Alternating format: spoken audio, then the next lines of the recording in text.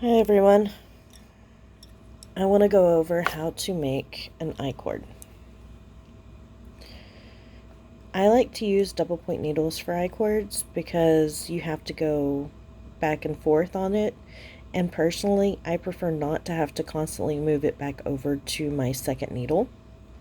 So I'm going to show you the easiest way to make an I-cord. So you have your slip knot, slip that on. An I-cord can be any number of stitches, but the bigger you get, the harder it is to do. So I'm just going to go with my normal, which is 3 stitches. So you do 1, 2, 3. In normal knitting, then you would turn it around and knit. We're not going to turn it around like that though, okay? We're going to slide this to the other end, bring the yarn around so that it's this way. Put that on my hand. So then you knit 1, 2,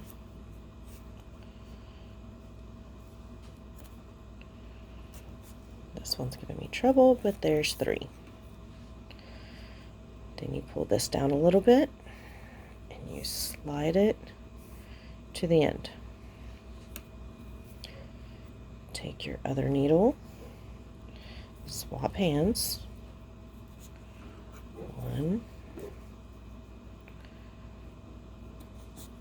2,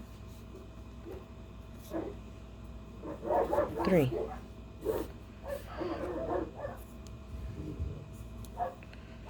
Please ignore the barking. Our neighbors have dogs too.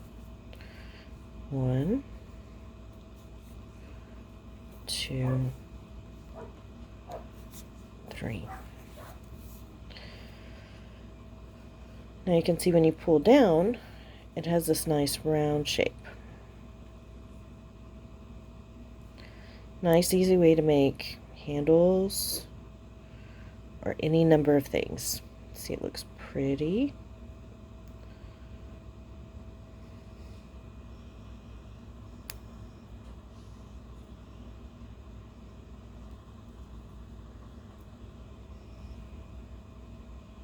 It's pretty much the same on all sides.